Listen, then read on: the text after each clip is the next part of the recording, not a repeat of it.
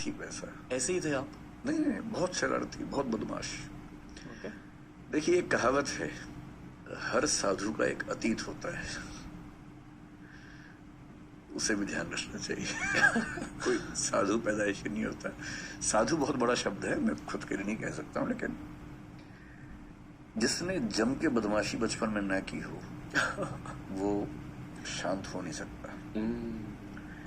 इसलिए मेरा मानना है कि जो बच्चे बहुत सीधे हैं वो बच्चे नहीं है। एक बच्चे को ऐसा होना चाहिए कि वो छठी का दूध याद दिला दे पेरेंट्स को, टीचर्स को।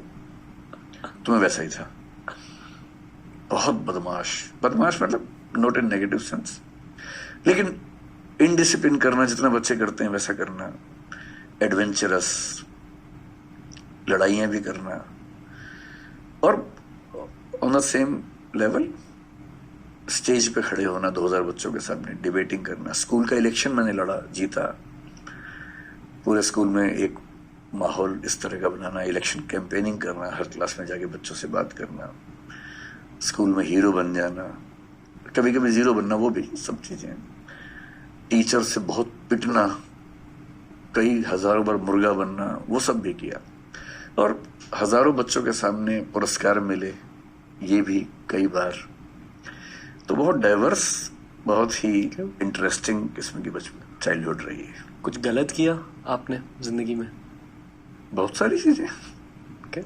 बहुत सारी। सबसे बड़ी गलती क्या थी? ऐसे कभी लिस्ट बनाई नहीं इस तरह से, लेकिन स्कूल लाइफ में एक बार ऐसा हुआ था कि झगड़ा हो गया था एक लड़के से, तो फिर 15-20 दोस्तों को ले जाके उसको पीटा था बहुत ज्यादा। तो ऑर्गेनाइज गुंडागर्दी आप कह सकते हैं, पहली बार 7वीं 8वीं क्लास में की थी। कहाँ की बात कर रहे हो आप? मैं हरियाणा में भिवानी एक शहर था, वहां रहता था। फिर उतना ही पिटा भी था घर पे आने के बाद, जब घर पे सूचना मिली। तो वो सब चलता था। लेकिन ऐसी कोई गलती जो बहुत रिग्रेट वाली हो, मुझे बहुत नजर नहीं आती। ओके।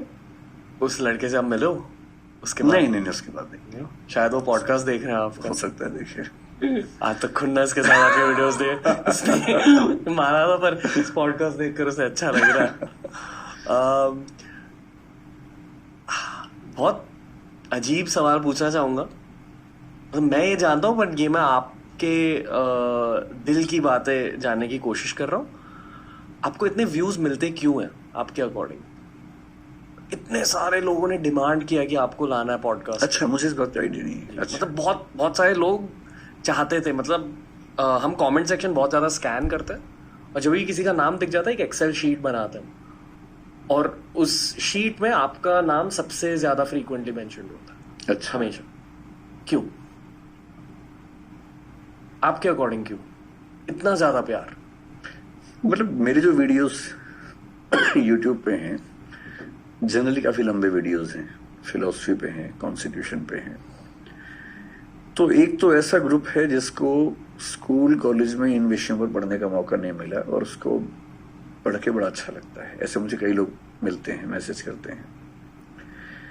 दूसरा, मेरी क्लासेस बहुत सारी हैं जो यूट्यूब पे हैं, उनमें हंसी मजाक बहुत ज्यादा होता है।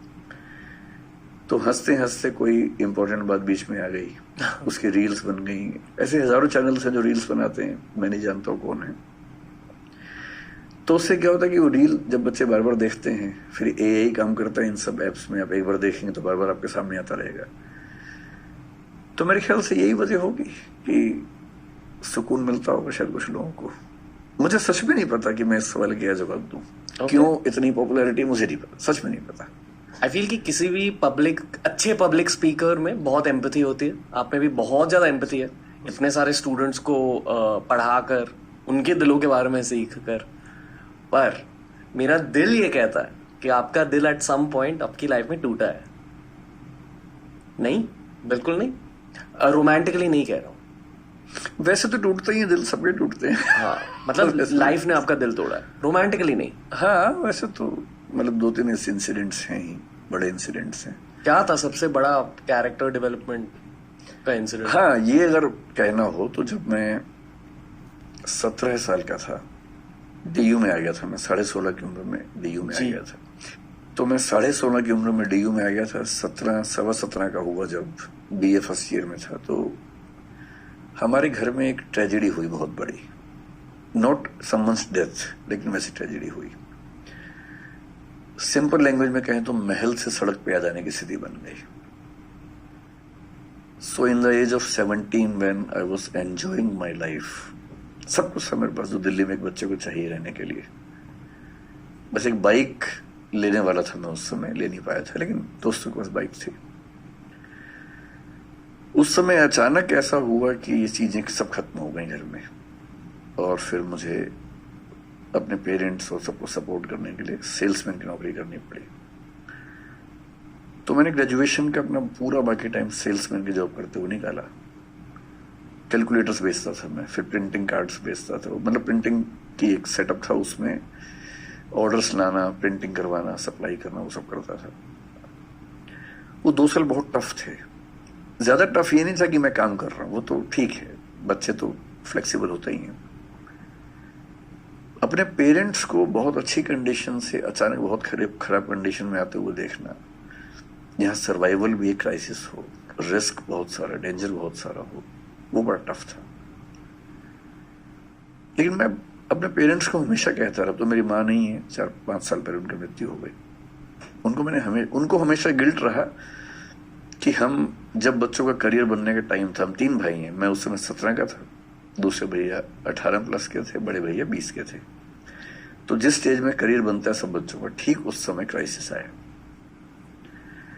तो मैंने अपने पेरेंट्स को कई बार ये बात समझाई बाद में कि सुविधाएं तो हर पेरेंट देता है, आप भी दे ही रहे थे, और उस क्राइसिस ने हमें जितना सिखाया उतना किताबें और स्कूल और कॉलेज कभी सिखा नहीं सकते थे।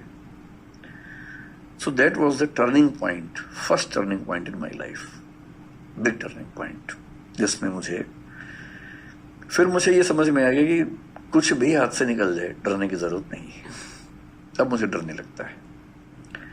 हम लोग 1500 लोगों की टीम है, and we are doing good, पर अब डर नहीं लगता है मुझे उन सब बातों से। सेकेंड टर्निंग पॉइंट मैं कह सकता हूँ जिंदगी में तब आया जब मेरी माँ की मृत्यु 5 साल पहले हुई। वो इमोशनल सेटबैक बहुत बड़ा था मेरे लिए, जो मेरी सेल्फ इवेल्युएशन को उसने ध्वस्त कर दिया। मतलब मैं फील करता था कि मैं बहुत मजबूत इंसान हूं और मुझे बहुत फर्क नहीं पड़ता इन चीजों से, लेकिन मुझे फर्क पड़ा, बहुत ज्यादा पड़ा।